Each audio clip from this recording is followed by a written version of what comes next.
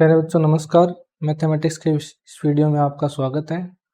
तो आज हम आपके बीएससी सेकेंड ईयर के सेकेंड पेपर डिफरेंशियल इक्वेशन के बारे में पढ़ेंगे। तो इसके लिए अपन सेकेंड यूनिट जो आपकी है बीएससी की differential equation with constant coefficient वो स्टार्ट करते हैं आज। तो उसका पहले हम मीनिंग सीखते हैं, डिफरेंशियल इक्वेशन आपकी क्या होती है। तो एक आपके पास ऐसी इक्वेशन जिसके अंदर डिपेंडेंट वेरिएबल और इंडिपेंडेंट वेरिएबल आपके इन्वॉल्व हो, ऐसी इक्वेशन को हम डिफरेंशियल इक्वेशन कहते हैं। जैसे डिपेंडेंट और इंडिपेंडेंट वीडियो के बारे में जानो वो फंक्शन के बारे में जाने तो देखो ये आपके dy अपॉन डी एक्स जैसे आप लिखते हो ना, इसमें ये आपका x होता है, ये आपका इंडिपेंडेंट वेरिएबल होता है और y आपका डिपेंडेंट वेरिएबल होता है। जैसे आप ये पढ़ते हो ना y इक्वल टू आप fx लेते हो, जैसे तो x यहाँ पे इंडिपेंडेंट रहता है। x का जैसे मान आप चेंज करते हो वैसे y का मान आपका चेंज होता जाता है। तो जैसे इक्वेशन का टाइप लिखता हूँ मैं आपकी differential equation with constant coefficient वाली, तो वो इस तरीके की होगी आपकी, जैसे a n d n y d x n plus a n minus 1 d n minus 1 y x की पावर n माइनस 1 प्लस ऐसे आपका चलता जाएगा। और यहाँ मान लो आपका आ गया a1 D Y upon D X plus का ए नॉट इक्वल टू यहाँ पे आपका मान लो आर एक्स का कोई फंक्शन है। तो ये इक्वेशन आपकी differential equation with constant coefficient है। इसमें जो ये आपके कोफिशिएंट आ रहे हैं ना, ये सारे कांस्टेंट होंगे इसके अंदर। तो इसका सॉल्यूशन अपन दो भागों में देते हैं। पहला भाग आप सी एफ ज्ञात करते हो और दूसरा पी आई। तो अपन पहले सी एफ के बारे में पढ़ते हैं। तो सी एफ निकालने से पहले आप इसको सिंबॉलिक फॉर्म में लिखते हो इस इक्वेशन को। तो सिंबॉलिक फॉर्म में लिखने के लिए आप एक ऑपरेटर को यूज करते हो। तो आप इसके अंदर डी की जगह D upon D x put करोगे, और जैसे आपका डी वाई है ना, तो इसकी जगह आप ऐसे पुट करोगे डी अपॉन डी एक्स, ये चीज़ यूज करोगे आप। तो इसको सिंबॉलिक फॉर्म में लिखना चाहोगे तो इसको क्या लिखोगे आप, A N D N Y और प्लस ए एन माइनस का 1 D N minus 1 Y plus ऐसे आप इसको लिख दोगे ए 1 डी वाई प्लस का ए naught equal to r x. ये हो गई आप सिंबॉलिक फॉर्म, आप यहाँ मेंशन कर देना, मतलब प्रतीकात्मक रूप। दी गई इक्वेशन को प्रतीकात्मक रूप में लिखने पर आप इस तरीके से लिखोगे। फिर आप इसकी सहायक समीकरण या एक्सिलरी इक्वेशन उसको बोलते हैं, वो लिखोगे सहायक समीकरण, या फिर बोल दो इसको एक्सिलरी इक्वेशन, ए ई भी लिख देते हैं इसको शॉर्ट में। तो वो लिखने के लिए आप ये करोगे, आप जो ये आर एक्स का जो फंक्शन है ना, इसको आप 0 मान लोगे बराबर साइड में। तो आपका ये हो जाएगा a N D n plus A N minus 1 D N minus 1 plus ये आपका हो जाएगा ए 1 डी प्लस का ए नोट, यहाँ आपका y भी रहेगा, सॉरी। इस तरीके से हमने इसकी पहले हमने डी अपॉन डी एक्स को डी अपॉन डी एक्स लिख के हमने इसकी सिंबॉलिक फॉर्म लिख ली, जो आपके पास ये आ जाएगी। बाद में सहायक समीकरण लिख लेंगे, नहीं हमने क्या किया, इसका जो आर एक्स का फंक्शन था उस साइड में 0 लिख लिया हमने। फिर इस इक्वेशन को इस तरीके से लिख दिया और y इसको लास्ट में लिख दिया। अब ये आपके पास क्या हो रहा है, यहाँ पे d का आपका n डिग्री का बहुपद आ रहा है और बाद में यहाँ पे इंटू y है और इक्वल टू 0 है। तो इसके अंदर आपका आप इसको a मानो, इस बहुपद को आप a मानो और इस डॉट y को आप b मानो, तो a डॉट b बराबर आपके पास 0 होगा। इसका मतलब आपका क्या हो गया कि a या तो a 0 है या आपका b 0 है। अब ये y आपका 0 हो नहीं सकता क्योंकि आपकी पूरी इक्वेशन y के अंदर है, डिपेंडेंट वेरिएबल है। अगर y 0 हो गया तो ये पूरी इक्वेशन आपकी क्या हो जाएगी, 0 हो जाएगी। इसलिए आपका यहाँ पे 0 किसको होना पड़ेगा, तो हम लिखेंगे दैट इम्प्लाइज, यहाँ पे 0 आपका जो ये d के अंदर n ऑर्डर का बहुपद है ना, ये होगा। तो आप इसको ऐसे लिखोगे a N D n plus का a N minus 1 D N minus 1 plus a 1 d plus a naught equal to आपका ये हो जाएगा 0। अब ये आपका n डिग्री का बहुपद है, तो इसके आपके n रूट होंगे। ये आपको पता है इक्वल टू 0 है, इसका मतलब हमें इसके रूट निकालने हैं, और ये n डिग्री का है तो इसके n रूट होंगे। तो वो इस प्रकार से मान लो आप, इस तरीके से आपके पास n रूट आ जाएंगे। d इक्वल टू, जैसे एक रूट आपके पास m1 आ गया, दूसरा m2 आ गया, तीसरा m3 आ गया, ऐसे रूट आते जाएंगे आपके पास। तो आपके पास कोई differential equation with constant coefficient आप पढ़ रहे हो, कोई इक्वेशन आपके पास रहेगी डिफरेंशियल इक्वेशन, उसके आपके कोफिशिएंट क्या रहेंगे, कांस्टेंट रहेंगे। सबसे पहले आप उसके सॉल्यूशन निकालने के लिए दो बातें ध्यान रखोगे कि हमें एक तो उसकी सीएफ निकालनी है और निकालनी है उसकी पीआई। सीएफ प्लस पीआई करके आप उस इक्वेशन का कंप्लीट सॉल्यूशन देते हो। तो सबसे पहले आप क्या करोगे, इस इक्वेशन को सिंबॉलिक फॉर्म में लिखोगे, इसके लिए आप एक ऑपरेटर यूज करोगे। फिर दी गई इक्वेशन आपके पास इस प्रकार से हो जाएगी। फिर इसकी सहायक समीकरण एक्सिलरी इक्वेशन लिखने के लिए आप इस इक्वेशन को आर एक्स के फंक्शन को एक बार के लिए 0 मान लोगे, इसको आप इस तरीके से लिख दोगे। फिर ये आपके पास n डिग्री का बहुपद आ जाएगा और इसके आपके n रूट हो जाएंगे जो इस प्रकार से आ जाएंगे।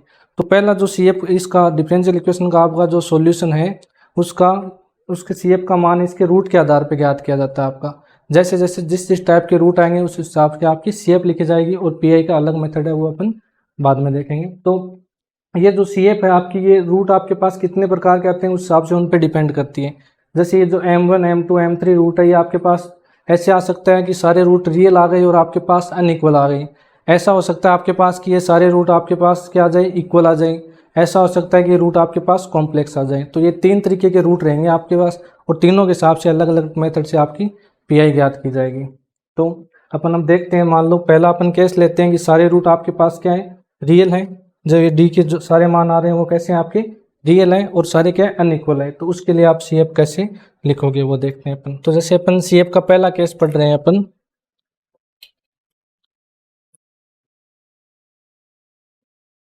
केस फर्स्ट अपना है, अपन मान रहे हैं सारे रूट अपने पास कैसे हैं, रियल है और आपके अनइक्वल है। तो अब आप ऐसे मान सकते हो कि डी बराबर आपके पास क्या आ गए, m1 आ गया, m2 आ गया, m3 आ गया। ये 3 रूट मान रहे हैं अपने पास, अपने एक बार अपने पास, और सारे कैसे हैं अपने पास, ये सेम नहीं है, m1 not equal to m2 not equal to m3। ठीक है, रियल और अनइक्वल वाला केस कर रहे हैं। तो इसके अंदर आपकी सी एफ इस तरीके से लिखी जाएगी, आपकी c1 e की पावर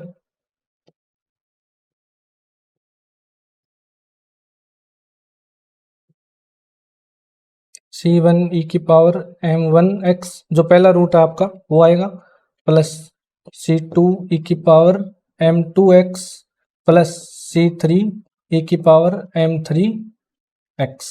इस तरीके से आपकी सी एफ लिखी जाएगी। अगर आपका यहाँ पे यहाँ पे m4 होगा तो उसके लिए c4 e की पावर m4x और आ जाएगा। ये आपके पास रूट 3 आ रहे हैं, इसका मतलब आपकी इक्वेशन कितने डिग्री की है, 3 डिग्री की है। डिफरेंशियल इक्वेशन आपकी 3 ऑर्डर की है। तो जितने ऑर्डर की आपकी डिफरेंशियल इक्वेशन रहेंगे उतने आपके पास, उतना ही आपको उतने डिग्री का बहुपद मिलेगा, और उसकी उतने ही आपको रूट मिलेंगे, और जितने रूट मिलेंगे उतने आपके पास सी एफ में कांस्टेंट आएंगे। ठीक है। और जैसे अगला केस अपन करते हैं, उसमें मान लो आपके इक्वल रूट आ रहे हैं। तो केस सेकंड जैसे अपन पढ़ रहे हैं उसमें मान लो आपके पास रियल और इक्वल रूट है।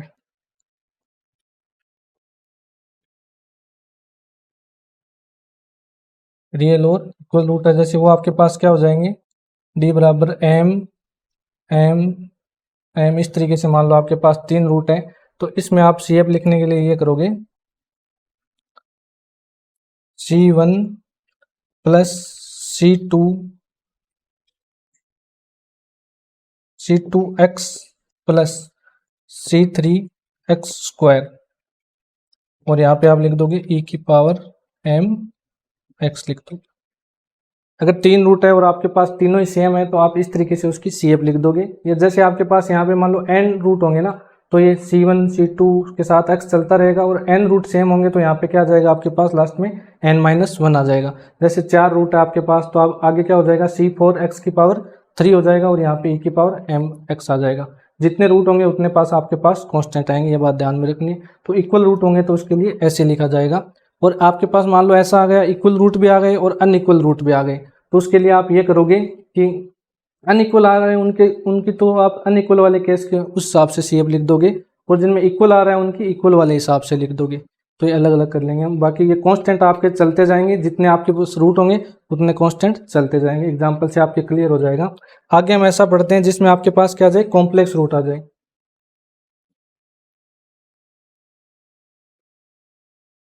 अब मान लो केस तीसरा अपना CF का, इसमें मान लो आपके पास जो रूट है वो कॉम्प्लेक्स आ रहे हैं, आपके पास सम्मिश्र आ रहे हैं। तो कॉम्प्लेक्स में आएंगे तो आपके पास किस तरीके से आएंगे, दो रूट अगर आपके पास कॉम्प्लेक्स में आएंगे तो वो इस तरीके से आएंगे, अल्फा प्लस माइनस का बीटा आइटा। जब आपकी इक्वेशन ऑर्डिनरी डिफरेंस जो इक्वेशन है वो आपकी अगर रियल उसके कोफिशिएंट रियल है तो उसके जो सम्मिश्र रूट आएंगे ना कॉम्प्लेक्स वाले, तो हमेशा वो कैसे आएंगे, कॉन्जुगेट में आएंगे, आपके alpha plus minus beta iota के फॉर्म में आएंगे। तो उसकी शेप आप इस तरीके से लिखोगे, e की power alpha x C1 cos beta x plus का C2 साइन बीटा एक्स। तो यहाँ आपके पास कितने रूट है, ये अपने आप में दो रूट है वैसे देखा जाए तो, alpha plus minus beta iota. तो एक रूट तो आपका ये हो गया अल्फा प्लस बीटा आइटा, एक रूट हो गया अल्फा माइनस बीटा आइटा। तो इस तरीके से आएंगे आपके पास। और इनकी शेप आप इस तरीके से लिखोगे, ई की पावर अल्फा जो आपका यहाँ है वो अल्फा यहाँ आ जाएगा, ई की power alpha X plus iota को यहाँ पे, आइटा को नहीं लेना है साथ में, देखो बीटा के जो इंटू में वो आइटा उसको आपको साथ में नहीं लेना है, बीटा को उठाना है सिर्फ, आइटा का जो कोफिशिएंट है वो। तो यहाँ पे आप लिख दोगे C1 cos beta x plus C2 sign beta x, ये लेना आपको। इस तरीके से हम अब एग्जांपल लेते हैं और तीनों के ऊपर अपन डिफरेंट डिफरेंट शेप निकालते हैं। जैसे अपन पहला ही एग्जांपल लें अपन,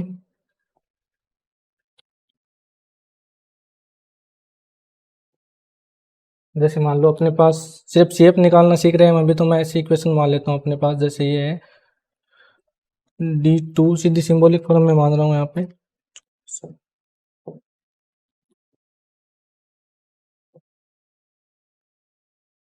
D2y upon D X square minus का 2dy upon D X plus 1 plus Y equal to 0।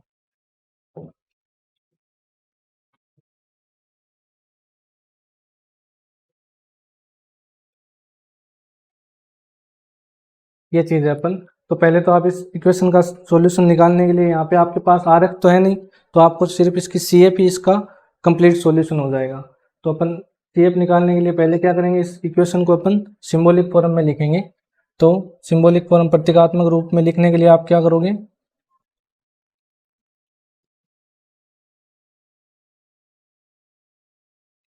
आप यूज करोगे D upon D x, D की जगह लिखोगे आप डी अपॉन डी एक्स। तो आपका ये हो जाएगा D2 माइनस का 2D प्लस का 1 y इक्वल टू 0। इसका मतलब आपका क्या हो जाएगा, ए ही आपकी क्या हो जाएगी सहायक समीकरण, D2 माइनस का 2D प्लस 1 इक्वल टू 0, ये इक्वेशन हो जाएगी। अब ये आप जानते हो इसका रूट सीधा निकल जाएगा, कैसे, D माइनस 1 का ये आपका क्या है होल स्क्वायर है इक्वल टू 0। तो इसके रूट आपके हो जाएंगे D इक्वल टू 1 1। तो ये केस आपके पास कैसा हो गया जिसमें सेम रूट आ गए हैं और कैसा है रियल रूट है दोनों ही। तो इसकी सीएफ के लिए आप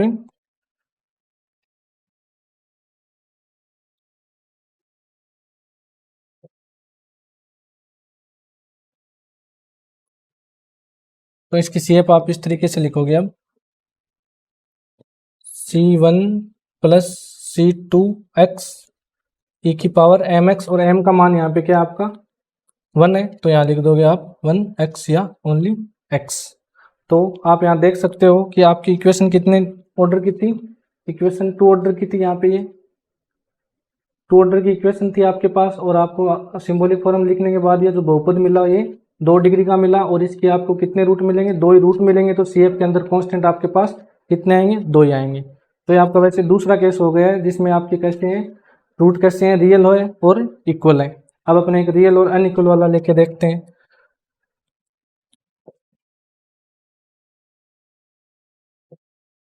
जैसे मान लो आपके पास इक्वेशन इस तरीके के आपके पास एग्जाम्पल 2 है, जैसे d2y/dx² माइनस का 5 dy/dx प्लस का 6y जी। ये आपके पास इक्वेशन है। तो सबसे पहले तो आप दी गई समीकरण को प्रतीकात्मक रूप में लिखोगे, या इसको हम सीधा बोल देते हैं सिंबॉलिक फॉर्म। तो आप इसको सिंबॉलिक फॉर्म में लिखोगे, वो आपकी क्या हो जाएगी, सिंबॉलिक फॉर्म लिखोगे तो आप इसको ऐसे लिखोगे d2y माइनस का 5 dy प्लस का 6y इक्वल टू 0। अब आप इसकी सहायक समीकरण ए ई लिखोगे तो वो आपके पास क्या हो जाएगी, d2 माइनस का 5d प्लस का 6y इक्वल टू आपके पास क्या हो जाएगा 0। इसका मतलब आपके पास क्या हो गया, d2 माइनस का 5d प्लस का 6 इक्वल टू 0। तो d इक्वल टू आपके पास यहाँ पे इसके 2 डिग्री के आपके पास बहुपद है, तो इसके 2 रूट आ जाएंगे, एक तो होगा इसका 2 और एक होगा 3 यहाँ पे। तो ये रूट कैसे हैं आपके, रियल है और अनइक्वल है। तो ये अपना सी एफ का कौन सा केस हो गया, पहला केस हो गया। तो इसके लिए आप सी एफ किस तरीके से लिखोगे,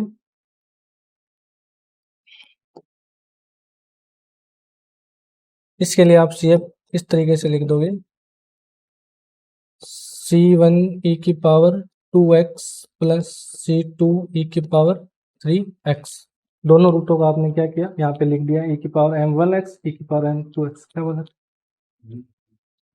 लंच, कितने मिनट का हो गया वीडियो, 30 का कर देते। अब जैसे अपन एक तीसरा केस और लेते हैं इसके आपके सी एफ का, जिसमें रूट कैसे आ जाए आपकी, वो कॉम्प्लेक्स रूट आ जाए। तो एग्जाम्पल बुक से ले लेते हैं अपन, चलो ऐसे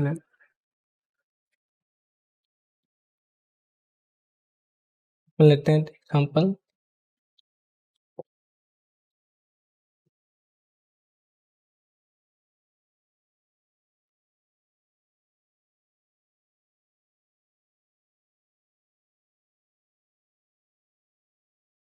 ये अपने पास, तो सबसे पहले आप इसकी सिंबॉलिक फॉर्म लिखोगे, वो आपके पास हो जाएगी,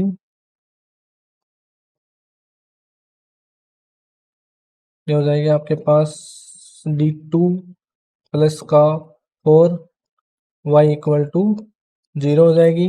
इसकी ए ही आपके पास क्या बन जाएगी, d2 प्लस का 4 इक्वल टू 0, और आपके d के रूट क्या जाएंगे अब यहाँ पे, प्लस माइनस का 2 आइट आ जाएगा, आइट आ जाएगा। ये 4 इधर जाएगा तो इसके ऊपर -1 का रूट लगेगा ना, आइटा की वैल्यू आपकी होती है यहाँ पे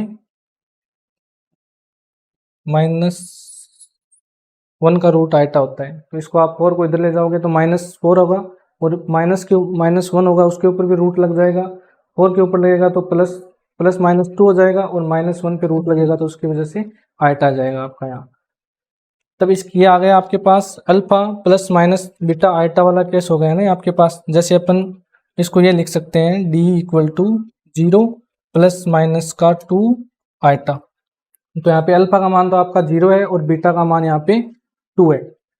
तो इसकी सी एफ किस तरीके से लिखोगे आप, जहाँ पे अल्फा का मान है वहाँ सी एफ में आप 0 लिख दोगे। जैसे ये थी अपनी सी एफ, ये थी, इस केस के लिए सी एफ आपकी ये थी, जब आपके रूट इस तरीके से हो alpha plus minus beta iota वाला हो, तो आप सी एफ ऐसे लिखते हो e⁻α x c1 cos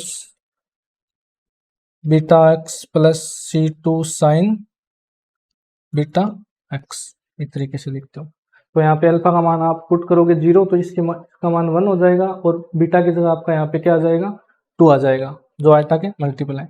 तो इसकी सी एफ इस तरीके से लिखोगे आप c1 cos 2x plus c2 sin 2x, ये सी एफ हो जाएगा।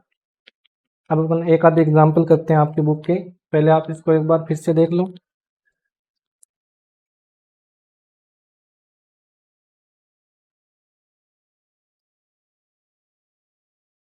तीन केस आपके सीएफ के। सबसे पहले तो आप क्या करोगे, दी गई इक्वेशन को आप प्रतीकात्मक रूप में लिखोगे इस तरीके से, और उसके लिए आप ऑपरेटर यूज करोगे, डी की जगह डी अपॉन डी एक्स की जगह आप डी लिख दोगे। तो यहाँ पे आपके पास क्या आ जाएगा, इस तरीके से ये सिंबॉलिक फॉर्म में इक्वेशन आ जाएगी। आप कंप्लीट पूरा लिख देना दी गई समीकरण को प्रतीकात्मक रूप में लिखने पर।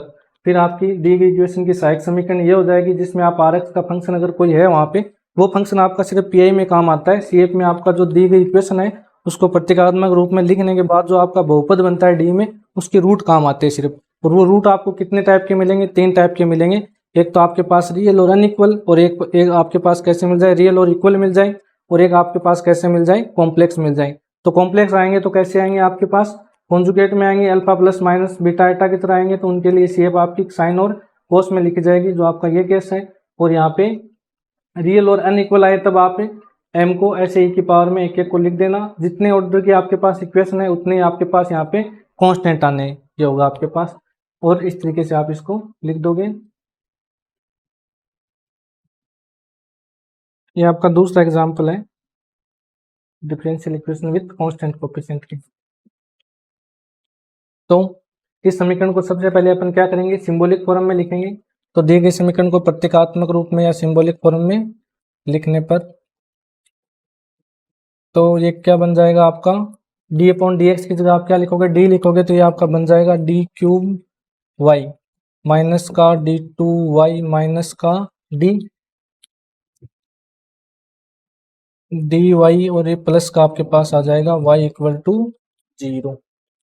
अब क्या करोगे, अब आप इसकी सहायक समीकरण ए ई लिखोगे तो उसके अंदर आप ऐसे लिख दोगे, ए ई आपके पास आ जाएगी, वाई को बाहर ले लेना आप, डी क्यूब माइनस का डी टू माइनस का D plus 1 Y equal to 0, ये आ जाएगा आपके पास। इसका मतलब क्या हो गया आपके पास, ये इंप्लाइज करता है कि 0 कौन है, ये जो आपका 3 डिग्री का जो बहुपद है उसको 0 होना पड़ेगा। ये चीज़ आ गई आपके पास। अब ये कितने डिग्री में आ गया आपके पास बहुपद, 3 डिग्री में आ गया, तो इसके रूट आपके पास 3 होंगे। तो अभी तक हमने 2 डिग्री वाला पढ़ा था बहुपद जो यहाँ पे आ रहा था। तो 2 डिग्री में तो आप बहुपद हो तो उसके रूट निकालने के लिए आपके पास एक तो ये होता है कि जैसे उसका कोई सीधा स्क्वायर का फॉर्मूला बन जाए, वो ये एक तो ये होता है। एक फिर आप उसका ऐसे निकाल लेते हो जैसे वो उसके फैक्टर हो जाए, टुकड़े करने वाला सीखते हैं ना हम छोटी क्लासों में, वो एक जैसे आपका सीधा आचार्य से तो बाद में कोई भी क्वाड्रेटिक इक्वेशन हो वो उसके रूट निकले जाते हैं। तो ये 3 तरीके रहते हैं आपके पास। अब जैसे ये कितने डिग्री के आ गए आपके पास बहुपद, ये 3 का आ गया, 3 घात का बहुपद है। तो इसके रूट आप कैसे निकालोगे, इसके रूट निकालने के लिए अपन hit and trial method use करते हैं। बेसिकली 3 डिग्री का या 4 डिग्री का अपने पास कोई बहुपद है तो उसका हम हिट एंड ट्रायल मेथड से रूट निकालते हैं उसके। तो हिट एंड ट्रायल मेथड आपका क्या होता है, पहले आप एक रूट ढूंढ लो इसका, जो आपका ये बहुपद है इसका आप एक रूट फाइंड कर लो कोई भी।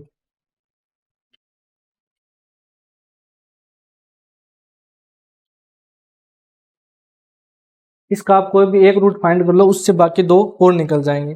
तो आप देख लो इसका एक रूट फाइंड करने के लिए क्या करो, पहले इस जो भी आपके पास बहुपद है उसमें 1 रखा करो, बाद में उसमें -1 2 -2 3 -3 ऐसे रख के देख लिया करो कि किस पे ये 0 हो रहा है। तो ये आपका किस पे 0 हो रहा है, देखो मैं डी की जगह अगर यहाँ पे 1 पुट करता हूँ तो क्या हो जाता है, 1 -1 ये 0, यहाँ पे 1 रखूंगा तो ये -1 ये 1 ये 0 हो जाएगा। तो इसका मतलब क्या हो गया, ये 1 पे 0 हो रहा है बहुपद, तो 1 इसका एक क्या होगा, डेफिनेटली इसका एक रूट होगा।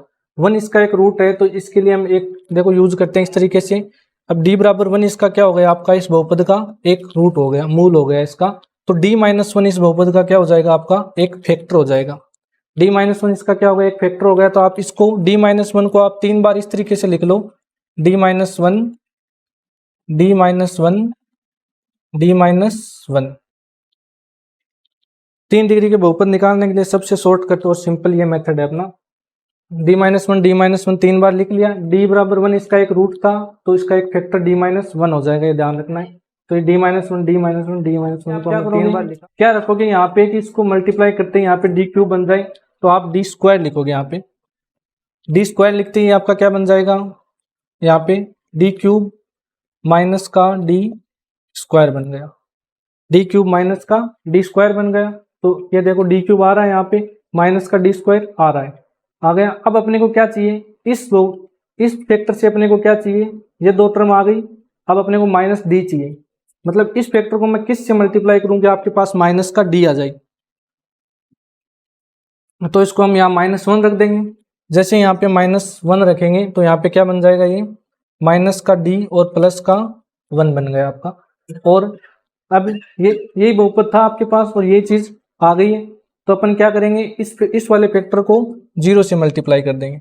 ठीक है, अगर और भी कोई टर्म की अपने को आगे जरूरत होती तो उस हिसाब से इसके फैक्टर निकल जाते हैं यहाँ पे। ये सिंपल मेथड है आपका।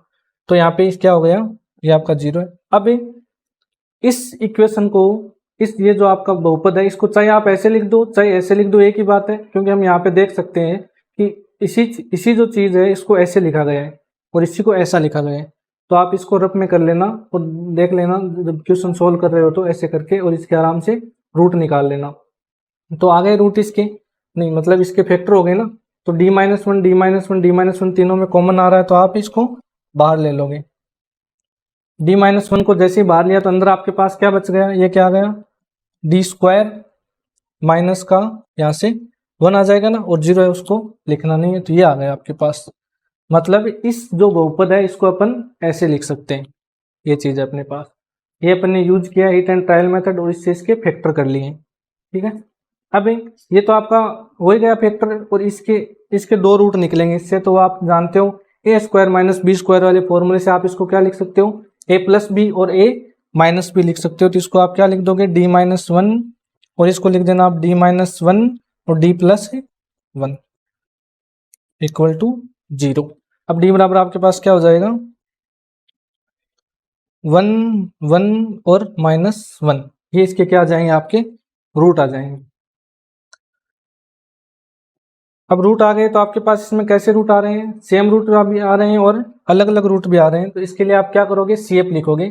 CF लिखोगे तो सेम रूट वालों के लिए तो सेम रूट वाला आप कैसे लगा देना, क्या था सेम रूट वाला, जो C1, जैसे आपके पास 1 1 2 रूट सेम है तो इसके लिए आप क्या करते हो, जैसे मैंने आपको बताया था कि आपके पास मान लो m 2 रूट सेम है तो आप उसकी CF कैसे लिखते हो, इस तरीके से लिखते हो। 2 रूट है तो C1 + C2x और e की पावर mx ऐसे लिख देते हो। अब यहाँ पे आपका m का मान क्या है, 1 1 है, तो इसकी CF के लिए आप ऐसे लिखोगे C1 + C2x e की पावर m का मान आपके पास क्या है, 1 है, तो यहाँ पे x लिख दोगे आप। ठीक है, 2 रूट सेम थे तो दोनों रूटों के लिए CF हमने इस तरीके से लिख दी। अब आगे वाला रूट डिफरेंट है ना, तो हम इसको ऐसे कर लेंगे, रियल और अनइक्वल वाले तरीके से इसको अलग से लिखेंगे। यहाँ पे आपका C3 3 डिग्री की आपकी बहुपद है ना, तो कांस्टेंट आपके पास 3 आएंगे, तो आपके पास इस तरीके से माइनस का x ये हो जाएगा, ये इसकी CF हो जाएगी। और जब आपके पास इक्वेशन रहेगी ना डिफरेंशियल इक्वेशन, उसके बराबर में अगर आपके पास शून्य है, Rx का कोई आपका x का कोई फंक्शन नहीं है, तो उसके लिए अपन CF कैसे, CF ही उसका क्या हो जाता है, कंप्लीट सॉल्यूशन हो जाता है। और यहाँ पे Rx का कोई फंक्शन आएगा, जैसे अपने पास आगे जब Rx का फंक्शन अपने पास वहां पे क्या क्या आ सकता है इक्वेशन के इक्वल में, जैसे e की पावर ax आएगा, साइन ax आएगा, कोस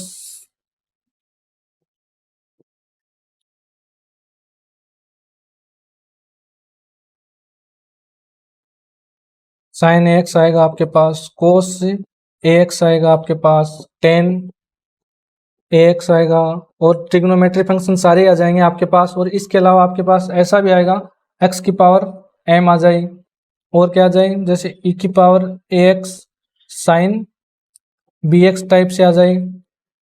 और आपके पास ऐसा भी आ सकता है कि x साइन x आ जाए और x cos x, इस तरीके से जो ये r का जो डिफरेंट अपने पास x का जो ये फलन आएगा ना, इनका डिफरेंट तरीके से अपन PI निकालेंगे। तो CF के तो आपके 3 केस है, इस तरीके से आपकी CF निकल जाएगी। आगे हम PI का देखेंगे, आगे PI का मेथड पढ़ेंगे अगले में।